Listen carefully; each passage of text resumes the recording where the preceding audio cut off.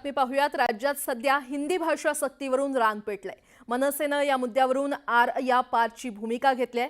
पण या मुद्द्यावरून सरकारचा विरोध करताना मनसेच्या संदीप देशपांडेंनी एक शब्द वापरला आणि या शब्दावरून वाद पेटला आणि त्यामुळे शाळेच्या प्रांगणापासून सुरू झालेलं हे मनसेचं हिंदी विरोध आंदोलन थेट विधान भवनापर्यंत पोहोचलंय। पाहूयात।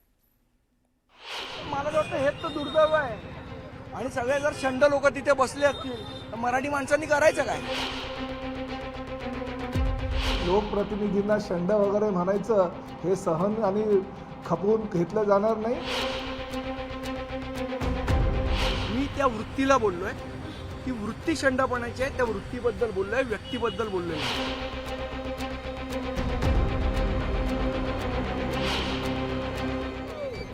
हिंदी सक्तीच्या मुद्द्यावरनं राज्यात सुरू झालेला वाद आता विधान भवनापर्यंत पोहोचला। राज्यात हिंदी सक्ती विरोधात मनसे चांगलीच आक्रमक झाली।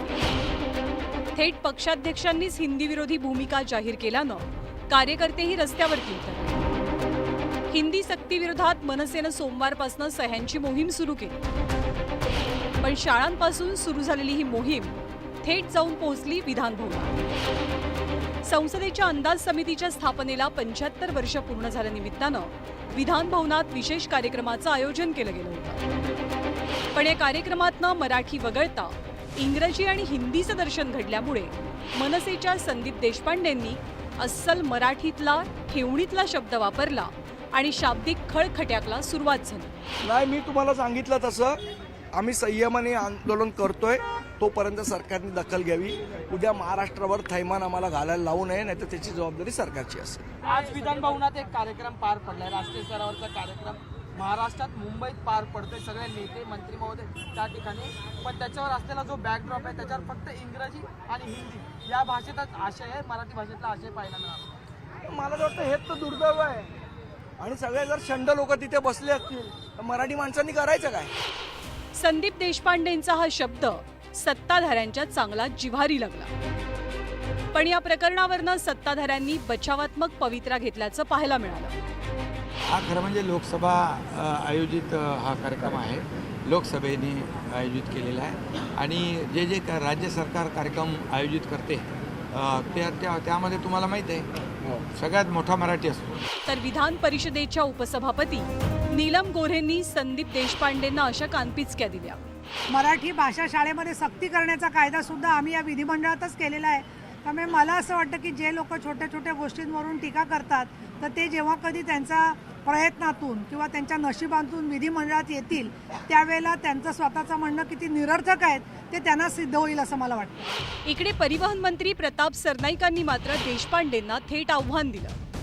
मराठीचा कोणीतरी आव आणून ह्याच्या त्याच्यावर आरोप करायचा आणि लोकप्रतिनिधींना शंड वगैरे म्हणायचं हे सहन आणि खपवून घेतलं जाणार नाही।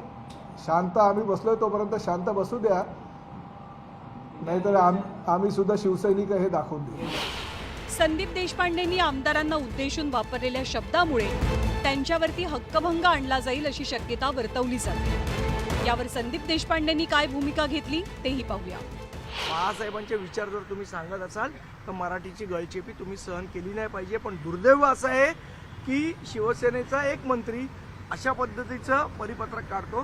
तर आज जर माझ्या भाषेमुळे तुमच्या मनाला वेदना होत आहेत, तुमच्या कृत्यामुळे आमच्याही मनाला वेदना होतात, हेही त्यांनी सांगितलं। राज्यातल्या हिंदी भाषा सक्तीला दिवसागणिक विरोध वाढतोय। राजकीय आणि सामाजिक क्षेत्रातनंही विरोधी सूर उमटू लागलाय। मराठी महाराष्ट्राची भाषा आहे, मराठी आपली मातृभाषा आहे। देशातल्या इतर भाषांचा निश्चितच सन्मान आहे, पण मराठीला डावलून किंवा मराठीला कमी लेखून इतर भाषांची सक्ती नको ही जनभावना आहे। Bureau report, news 18 Lokmat.